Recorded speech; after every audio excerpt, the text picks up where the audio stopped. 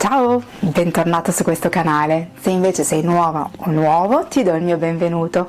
Sono Virginie, un interior designer e mi occupo di case che rappresentino al 100% chi deve viverle, dalla consulenza all'intero processo di ristrutturazione. In questo canale affronterò il tema casa, cercando di darti suggerimenti utili affinché tu possa avere la casa dei tuoi sogni, una casa che ti rappresenti nel profondo e dove ti sentirai sempre a tuo agio.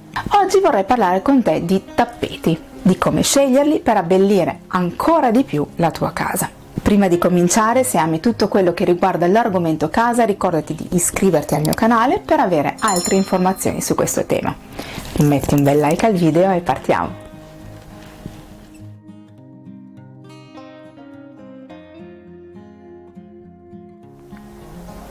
I tappeti sono ottimi alleati per definire gli spazi, per apportare trame e colori e anche per dare calore.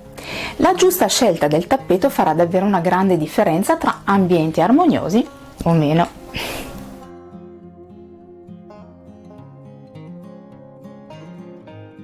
È davvero una delle cose più importanti comprare un tappeto della misura corretta. L'ideale sarebbe avere un tappeto che racchiuda tutti gli elementi che vogliamo in quell'area, quindi si dovrebbe avere un bordo di almeno 10-15 cm oltre agli elementi di confine.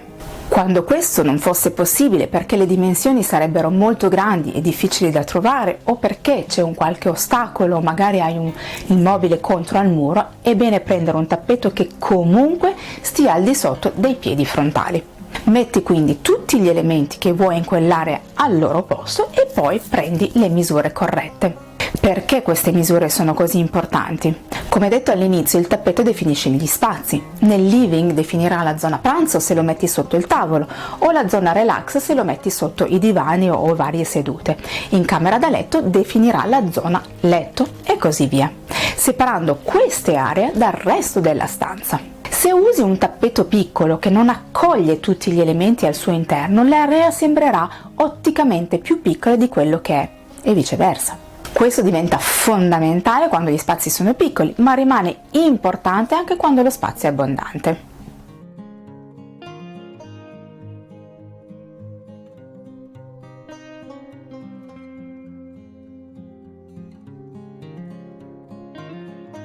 Si trovano tappeti fatti davvero con i materiali più disparati.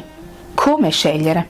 Dipende da dove e come usi il tappeto. Per esempio, se hai figli o animali avrai bisogno di un tappeto durevole e molto facile da pulire. Se invece il tappeto è quello del letto e sei abituato a camminare a piedi nudi, prendi pure un tappeto bello morbido per provare delle belle sensazioni. Di base comunque possiamo dividere il materiale dei tappeti in due macro categorie. Fibre naturali come lana, cotone, seta e juta.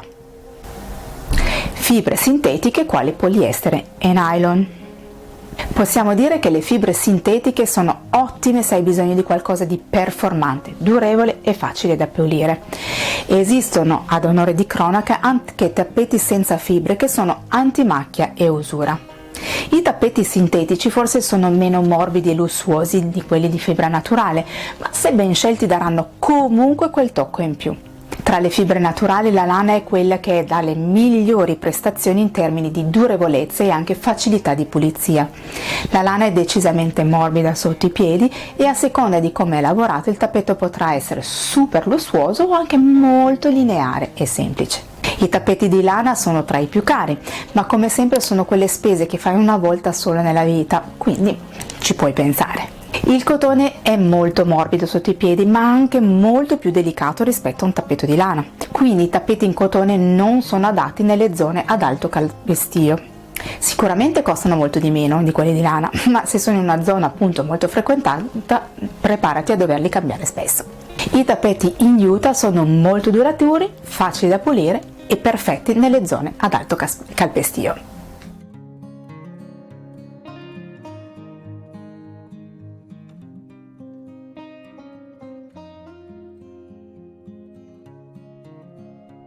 Il tappeto può avere davvero molte strutture diverse: tessitura piatta, pelo lungo, corto, medio, oppure anche intrecciati. Insomma, chi più ne ha più ne metta, senza dimenticare le pelli di animale, vero, finte che siano. Come scegliere? Di nuovo, dipende da dove e come usi il tappeto.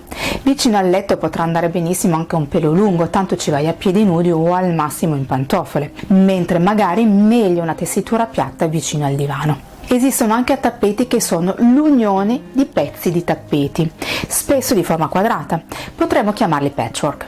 La bellezza di questi tappeti è che possono creare dei pattern molto interessanti e decorativi, ma soprattutto si possono sostituire i pezzi che si rovinano senza dover cambiare tutto il tappeto. L'idea del patchwork è interessante anche per quanto riguarda le misure. Puoi decisamente farne uno delle misure che più ti sono congeniali.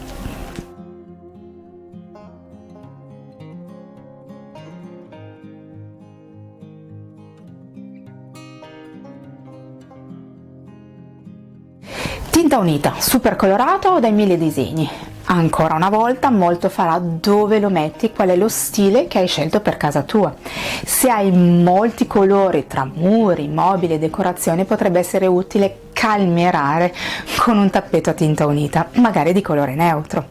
Al contrario, se hai una casa molto semplice potresti movimentare un po' con un tappeto un pochino più fantasioso. Qui giocherà molto il fattore equilibrio, mai esagerare né in un senso né nell'altro.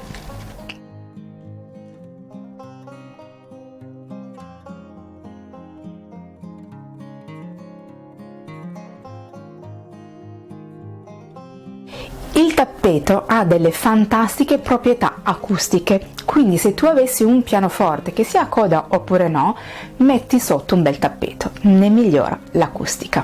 È inoltre importante anche mettere una piccola imbottitura sotto il tappeto, può essere il semplicissimo antiscivolo oppure un feltro, protegge il tappeto e in caso del feltro lo rende anche più morbido.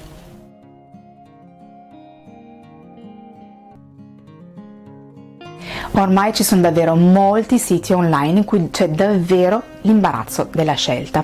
Se prendi un tappeto per provare poco costoso, allora va bene l'online. Se poi vedi che la qualità è ottima, puoi anche azzardare un investimento più consistente. Ma in generale mi permetto di dire che se puoi toccare con mano la qualità di un tappeto, soprattutto quando l'investimento è consistente, è assolutamente meglio.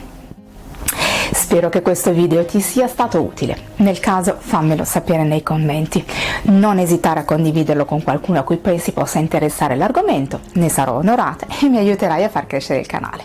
Se poi il video ti è piaciuto fammelo sapere con un bel like e se non lo hai ancora fatto ricordati di iscriverti al canale e di attivare la campanella, così non ti perderai i prossimi video. A presto, ciao ciao!